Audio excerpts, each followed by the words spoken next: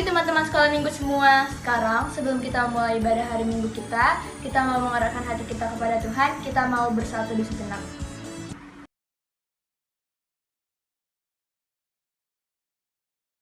Teman-teman, mari kita bersatu dalam doa. Tuhan Yesus, kami sekarang datang, kami mengucap syukur untuk kebaikan-Mu atas peliharaanmu dari satu minggu ini. Kami datang, kami ingin beribadah, memuji, memuliakan nama Engkau. Berkati ibadah kami dari awal hingga akhir. Berkati kami biar ibadah ini berjalan dengan lancar tanpa kurang satu apapun. Dalam nama Tuhan Yesus kami telah berdoa, haleluya, amin. Selamat pagi teman-teman sekolah minggu. Gimana nih kabarnya dari hari Senin sampai hari Jumat? Kita udah bisa belajar online di rumah masing-masing. Puji Tuhan banget kita masih bisa ada sampai hari ini, beribadah bersama-sama. Meskipun kita masih di rumah kita masing-masing, kita tetap percaya kalau Tuhan selalu hadir di kehidupan kita. Kita percaya Tuhan selalu hadir di kehidupan kita. Buktinya kita masih diberikan kesehatan sampai sekarang dan masih diberikan papa mama yang baik. Sekarang aku mau ngajak kita semua buat bangkit berdiri. Kita mau memuji nama Tuhan. Kita mau nyanyikan lagu Kasihnya Seperti Sungai. Halo, mari kita menyanyi. Kita menyanyi lagu sekolah minggu, mau tidak? Ikut sama nyanyi. Siap, goyang.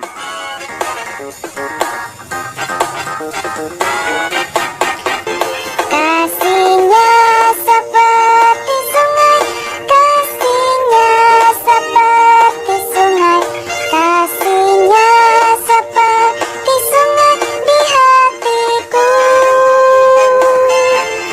mengalir di waktu panas, mengalir di waktu hujan.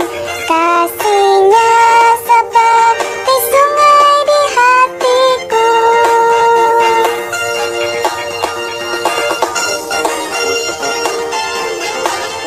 Goyang, goyang dulu. Ruba deo mi ai paloko, ruba deo mi ai paloko, ruba deo mi ai paloko, pa adeya. Do mili pawaru ai, do mili pawaru pana, ruba deo mi ai paloko, pa adeya. Kasihnya seperti sungai, kasihnya seperti sungai, kasihnya seperti sungai di hatiku, mengalir di waktu panas, mengalir di waktu hujan. Kasihnya seperti sungai di hatiku, kasihnya seperti sungai di hatiku.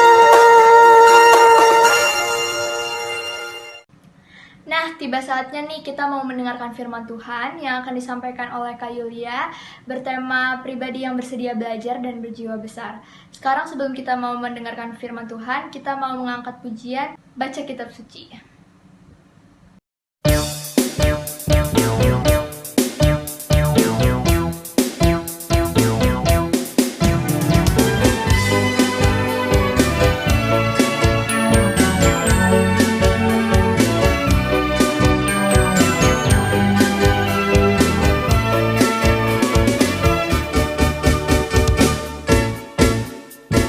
Baca kitab suci, doa tiap hari, doa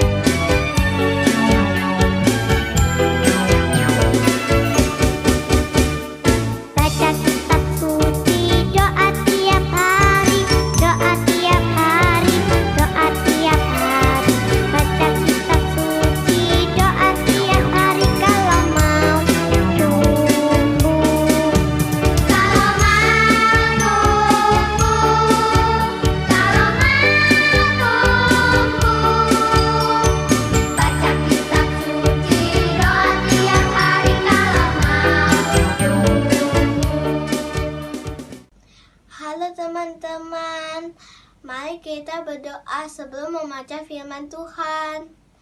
Tuhan Yesus, terima kasih untuk hari ini. Sekarang kami mau membaca firman-Mu.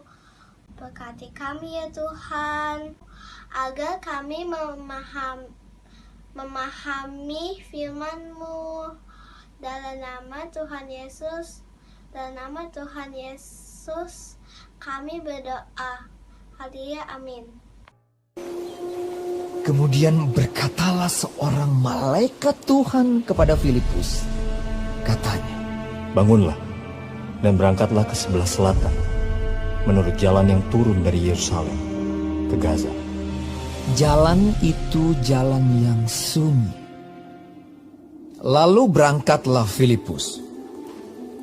Adalah seorang Etiopia, seorang sida-sida, pembesar dan kepala perbendaharaan Sri Kandake, ratu negeri Etiopia yang pergi ke Yerusalem untuk beribadah. Sekarang orang itu sedang dalam perjalanan pulang dan duduk dalam keretanya sambil membaca kitab Nabi Yesaya. Lalu kata Roh kepada Filipus, "Pergilah ke situ dan dekatilah kereta itu." Filipus segera ke situ dan mendengar sida-sida itu sedang membaca kitab Nabi Yesaya. Kata Filipus, "Mengertikah Tuhan apa yang Tuhan baca itu?" Jawabnya, "Bagaimanakah aku dapat mengerti kalau tidak ada yang membimbing aku?" Lalu ia meminta Filipus naik dan duduk di sampingnya. Nas yang dibacanya itu berbunyi seperti berikut. Seperti seekor domba ia dibawa ke pembantaian, dan seperti anak domba yang keluh di depan orang yang menggunting bulunya, demikianlah ia tidak membuka mulutnya. Dalam kehinaannya berlangsunglah hukumannya. Siapakah yang akan menceritakan asal-usulnya? Sebab nyawanya diambil dari bumi. Maka kata sida-sida itu kepada Filipus, "Aku bertanya kepadamu, tentang siapakah Nabi berkata demikian? Tentang dirinya sendiri atau tentang orang lain?" Maka mulailah Filipus berbicara dan bertolak dari nas itu ia memberitakan Injil Yesus kepadanya. Mereka melanjutkan perjalanan mereka dan tiba di suatu tempat yang ada air. Lalu kata sida-sida itu, "Lihat, di situ ada air. Apakah halangannya jika aku dibaptis?" Sahut Filipus, "Jika Tuhan percaya dengan segenap hati, boleh." Jawabnya, "Aku percaya bahwa Yesus Kristus adalah anak Allah." Lalu orang Etiopia itu menyuruh menghentikan kereta itu. Dan keduanya turun ke dalam air, baik Filipus maupun sida-sida itu, dan Filipus membaptis dia. Dan setelah mereka keluar dari air, Roh Tuhan tiba-tiba melarikan Filipus, dan sida-sida itu tidak melihatnya lagi. Ia meneruskan perjalanannya dengan sukacita. Tetapi ternyata Filipus ada di Asdod. Ia berjalan melalui daerah itu dan memberitakan Injil di semua kota sampai ia tiba di Kaisarea.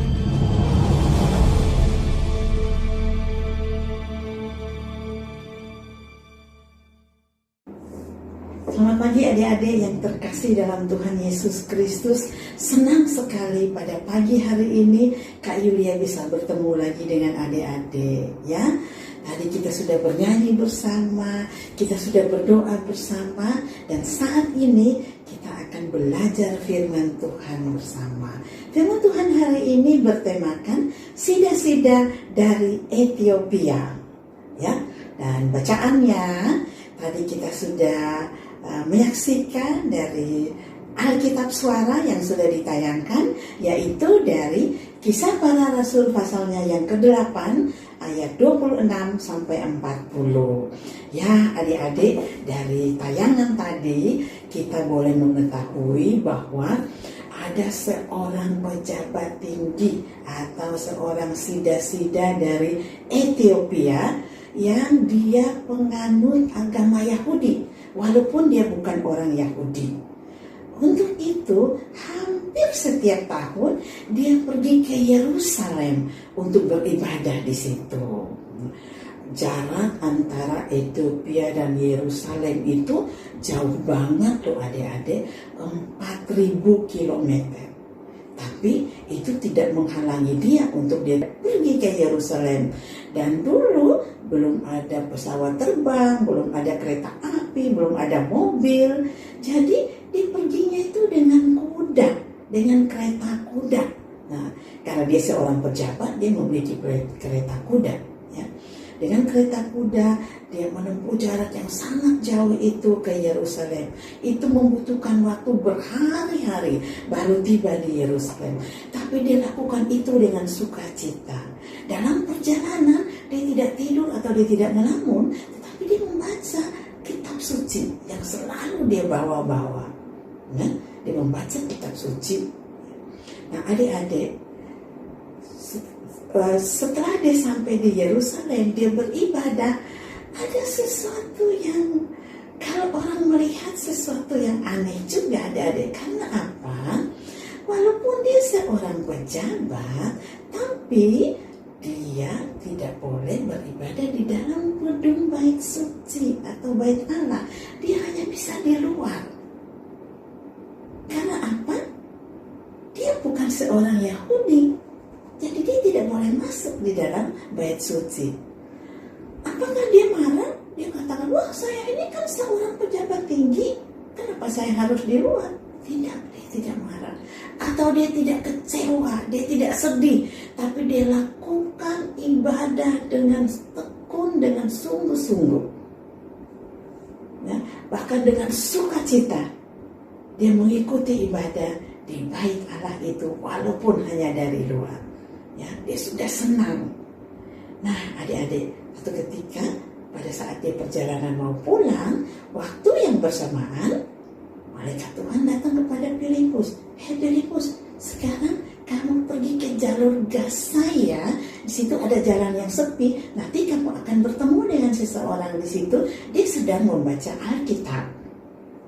Ya, Filipus kalau disuruh Tuhan pasti dia T-A-A-T. Apa? Ya, taat.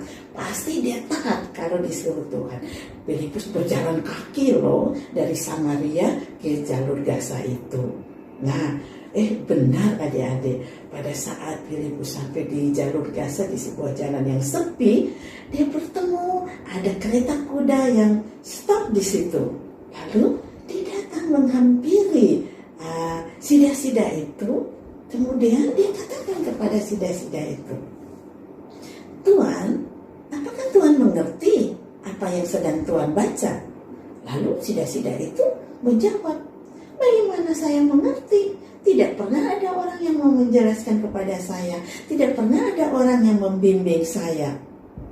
Lalu Filipus bilang, Tuan mau saya menjelaskan kepada Tuan? Oh, sangat mau. Silakan naik ke kereta saya.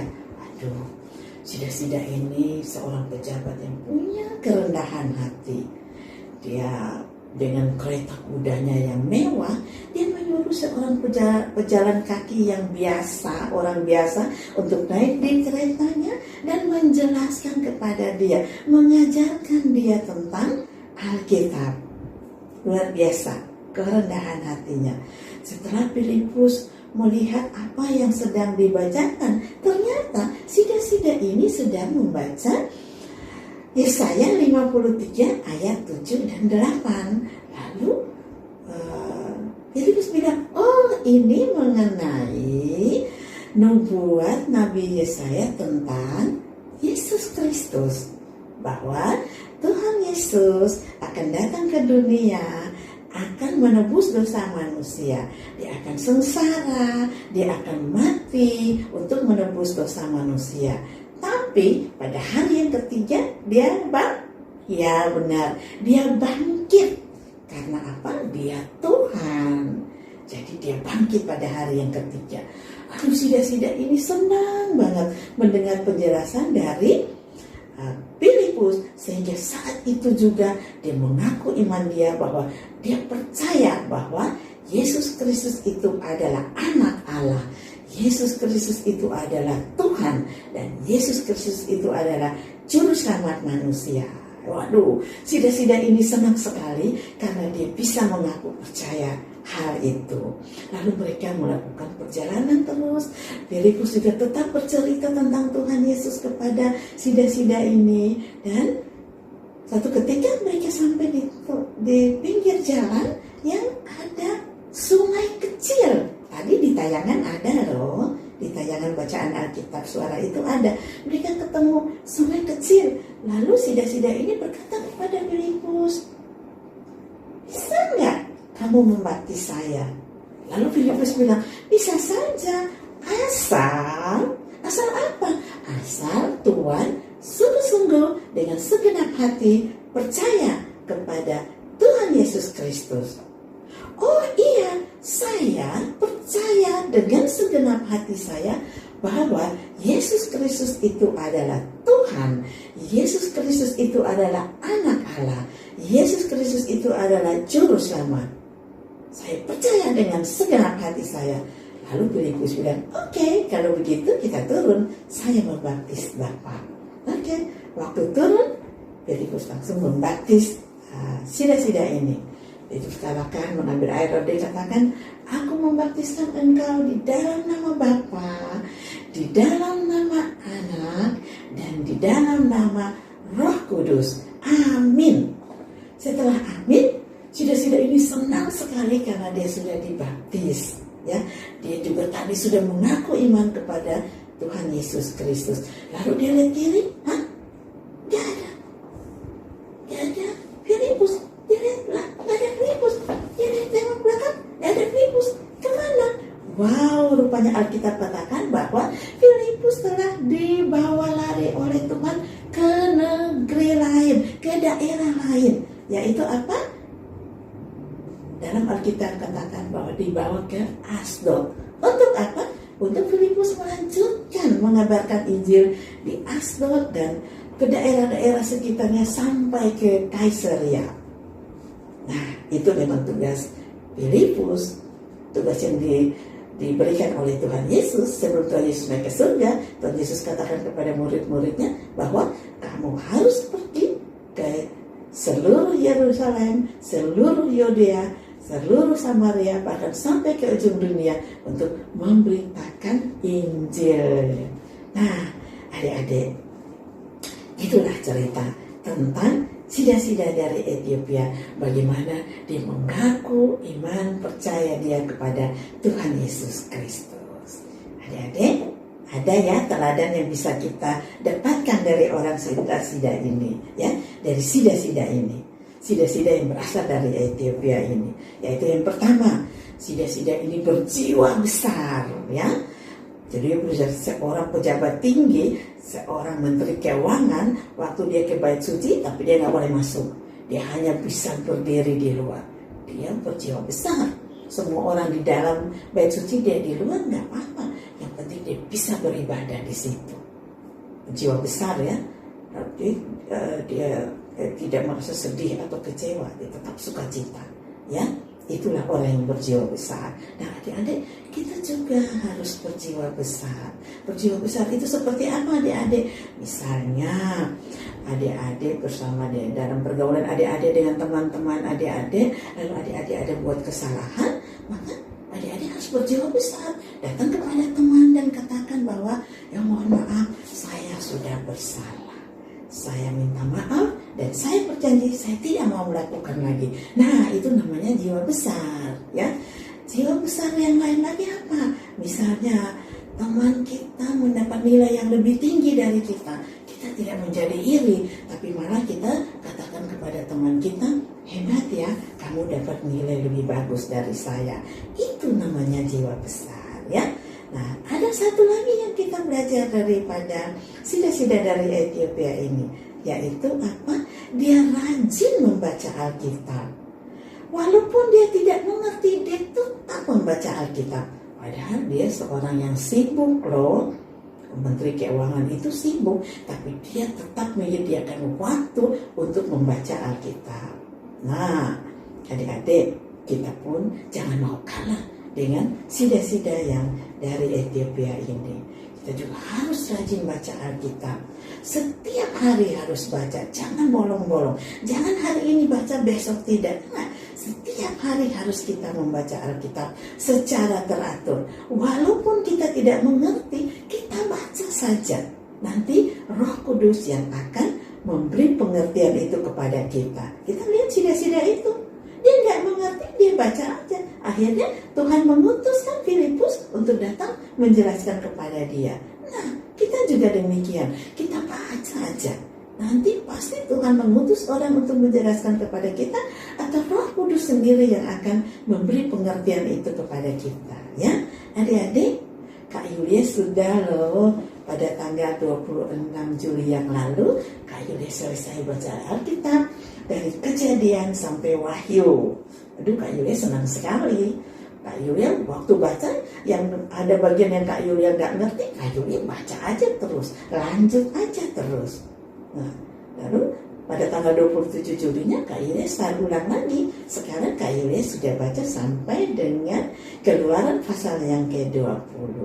Ya, oke, mari kita teladani apa yang sudah dilakukan oleh sida-sida dari Ethiopia ini, yaitu kita harus berjiwa besar dan kita harus rajin membaca Alkitab setiap hari. Ya, sebagai anak Tuhan harus demikian. Ya, oke, demikian firman Tuhan pada pagi hari ini. Kak Yulia berdoa agar adik-adik dan Kak Yulia untuk tetap memiliki jiwa yang besar dan juga kita rajin membaca firman Tuhan. Ya, oke, mari kita bersatu dalam doa. Tuhan Yesus yang baik, terima kasih Tuhan, karena firman Tuhan pada pagi hari ini sudah mengajarkan kita untuk kita harus memiliki jiwa besar. Kita harus rajin membaca Alkitab. Tolong kami Tuhan, agar kedua hal ini bisa kami terapkan di dalam kehidupan kami. Tuhan Yesus, hamba berdoa untuk anak-anak sekolah minggu GKO Bintaro Jaya semuanya Tuhan. Tuhan memberkati mereka, berikan kesehatan yang baik kepada mereka, berikan masa depan yang baik bagi mereka. Ukirlah masa depan mereka di tangan-Mu Tuhan. Kami percaya, kami imani, kami yakin bahwa Tuhan telah menyediakan masa depan yang terbaik bagi anak-anak sekolah minggu GKO Bintaro Jaya. Berkati orang tua mereka. Terpujilah nama-Mu Bapa. Di dalam nama Tuhan Yesus kami berdoa. Amin. Jalan serta Yesus, jalan sertanya setiap hari. Jalan serta Yesus, serta Yesus selamanya. Jalan dalam suka, jalan dalam duka, jalan sertanya setiap hari. Jalan dalam suka, jalan dalam duka, serta Yesus selamanya. Nah, teman-teman, tadi kita udah sama-sama mendengarkan firman Tuhan yang disampaikan oleh Kak Yulia. Kita belajar dari kisah sida-sida dari Ethiopia yang mengajarkan kita untuk pribadi yang bersedia belajar dan berjiwa besar. Sekarang aku mau ngajak kita semua buat bawa persembahan kita sebagai tanda ucapan syukur kita buat Tuhan. Sekarang kita mau sambil menyanyikan lagu Bawa Persembahanku.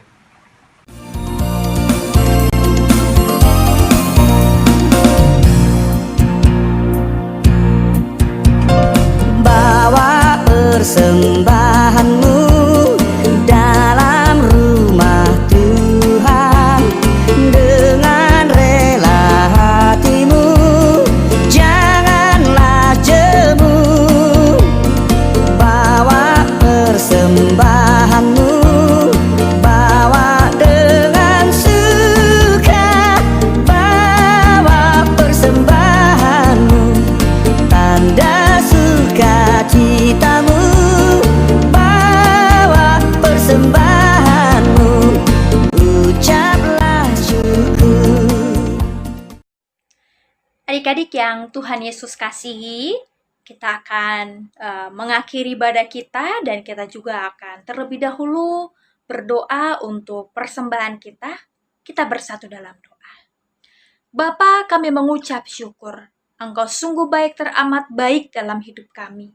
Terima kasih kalau kami, anak-anak sekolah minggu, kami anak-anak-Mu, kami boleh beribadah bersama dalam ibadah online ini. Kami bersyukur untuk setiap kesempatan yang Bapa berikan bagi kami. Kami boleh memuji Tuhan, kami boleh belajar dari firman Tuhan, bahkan kami juga boleh memberikan persembahan syukur kami. Berkatilah ya Bapa persembahan syukur ini menjadi hormat kemuliaan bagi nama Tuhan. Bapa Sorgawi, kami terus memohon, biarlah kami boleh menjadi anak-anak yang semakin mengasihi Tuhan, mencintai Tuhan. Kami boleh terus belajar dari kebenaran firman-Mu. Bapa, Engkau menolong kami, memberkati kami, memelihara kami. Kami yang masih kecil ini, kami yang sudah sekolah diberkati Tuhan. Tuhan pelihara kami dalam pendidikan kami. Kami boleh menjadi anak-anak yang takut akan Tuhan, yang menyenangkan hati Tuhan, dan kami boleh menjadi anak-anak yang mengasihi orang tua dan sesama kami. Bapa, berkatilah saudara-saudara kami, berkati kakak kami, abang kami, adik kami, berkati juga orang tua kami yang bekerja memenuhi kebutuhan hidup kami. Tuhan pelihara, Tuhan limpahi dengan kesehatan. Ya Bapa, kalau saat ini ada dari antara kami anak-anak-Mu, teman-teman kami yang sedang sakit, biarlah Tuhan yang menjamah, Tuhan yang memberikan kesembuhan. Bapa, peliharalah kami semua, kendati sampai saat ini kami tidak bisa bertemu bersama-sama, kami tidak bisa berkumpul bersama, tapi kami bersyukur karena melalui ibadah online ini, kami beribadah memuliakan Tuhan. Tuhan yang terus memberkati kakak-kakak, guru sekolah minggu, Tuhan beri hikmat bijaksana untuk terus melakukan yang terbaik dalam pelayanan yang Tuhan percayakan. Terima kasih Bapa, kami bersyukur kepadamu. Biarlah anugerah-Mu yang melimpahi kami semua. Adik-adik yang Tuhan Yesus kasihi, marilah kita pulang dan terima berkat dari Tuhan. Anugerah dan sejahtera dari Allah Bapa kita, kasih sayangnya di dalam Tuhan kita Yesus Kristus menyertai kita mulai saat ini sampai selama-lamanya. Amin.